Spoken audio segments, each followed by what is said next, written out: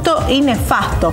Fue muy dura la réplica del presidente venezolano Nicolás Maduro. Para tratar de entender un poco más qué es lo que está sucediendo y qué es lo que puede pasar, sobre todo en esta relación que ya de por sí era tensa entre los Estados Unidos y Venezuela, estamos en compañía de Gerardo Marano, que es analista internacional, quien muy amablemente nos acompaña esta tarde. Gastón, perdón, sí, Gastón. Aquí en CN23. Muchas gracias por venir. Gracias a ustedes. Bien, ¿cómo analiza usted este repentino cruce tan público, tan abierto entre Estados Unidos y Venezuela? Bueno, yo comenzaría por contextualizarlo para entender que en realidad había avisos de esto y no es tanto como algo repentino. Se da en el marco de una tirantez diplomática entre Caracas y Washington.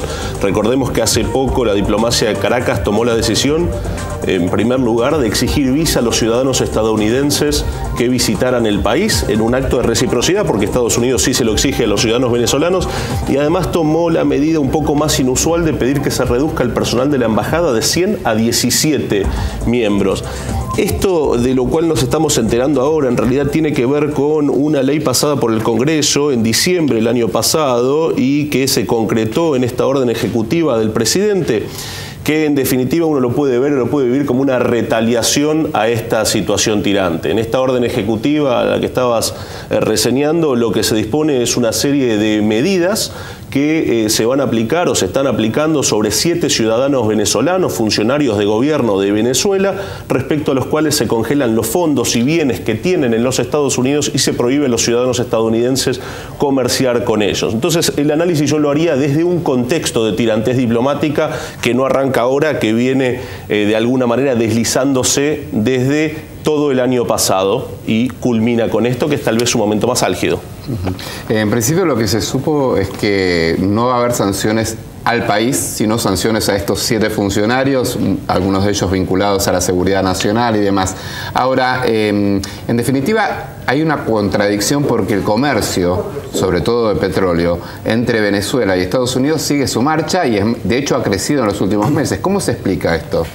Bueno, lo cierto es que acá hay una situación que hay que contextualizar en el siguiente sentido. Estados Unidos y Venezuela han sido durante el último tiempo enemigos discursivos, pero como vos bien marcás, no han sido enemigos comerciales. El mayor socio comercial en cuanto a la compra de crudo sigue siendo los Estados Unidos. Sin embargo, el antagonismo político entre Washington y Caracas no se puede sostener más.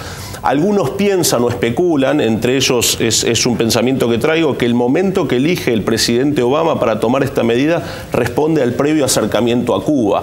Ahora, en la búsqueda de un nuevo antagonista en la región, más allá de que Venezuela venía antagonizando desde la época de Chávez específicamente, parece más sencilla la posición norteamericana en cuanto a que Venezuela deba ser individualizado y separado. Ya no tiene a Cuba de su lado en principio, aunque descubrimos que esto no es cierto porque Cuba rápidamente apoyó la postura de Caracas. Salió a felicitar a Maduro por su respuesta, por su réplica, y además, bueno, no está claro que por haber acercado o tenido una serie de reuniones con el presidente Barack Obama, la isla vaya de repente a cambiar su estrategia de alianza, ¿no? No, es cierto, fue simplemente un romper el hielo. Y para terminar de redondear en específico y no escaparme a la respuesta, yo creo que la intención de los Estados Unidos de ninguna manera pasa por dejar de comerciar con Venezuela.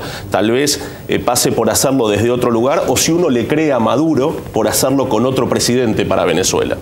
Ahora, la situación de Venezuela hoy es bastante dramática, sobre todo por la falta de productos para el consumo de la gente, por una situación económica que sin duda está afectada también por la caída del precio internacional del petróleo, que es fundamental para Venezuela.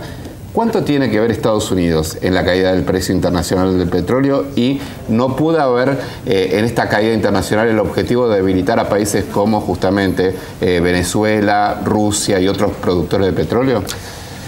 En cierta medida uno lo podría ver como una medida extrema. Es decir, la caída del precio del crudo también perjudica a los Estados Unidos. No nos olvidemos que Estados Unidos reúne la doble calidad de ser importador y exportador de crudo, diferentes calidades, y los especialistas nos explican que no es exactamente el mismo. Sí tengo que darte la derecha en el sentido de que la baja del precio del crudo no solamente desestabilizó a Venezuela, sino también a la Federación Rusa, con quien los Estados Unidos ha mantenido un recrudecimiento de las relaciones durante los primeros meses y mediados del año pasado, ni hablar hacia finales del año pasado. Sin duda, el comercio en los Estados Unidos puede sufrir algún tipo de resquebrajamiento por la baja del crudo, pero desde el punto de vista de su política internacional se fortalece la posición norteamericana porque está tratando con antagonistas con menores recursos económicos. No se puede desconocer que los índices de aprobación de Maduro han bajado de la mano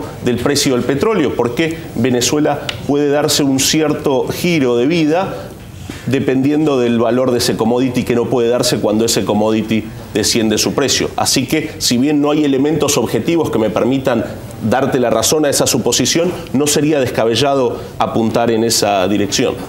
Bien, Gerardo, le agradecemos, Gastón, otra vez, le agradecemos mucho haber estado acá con nosotros en CN20. Muchas gracias a ustedes.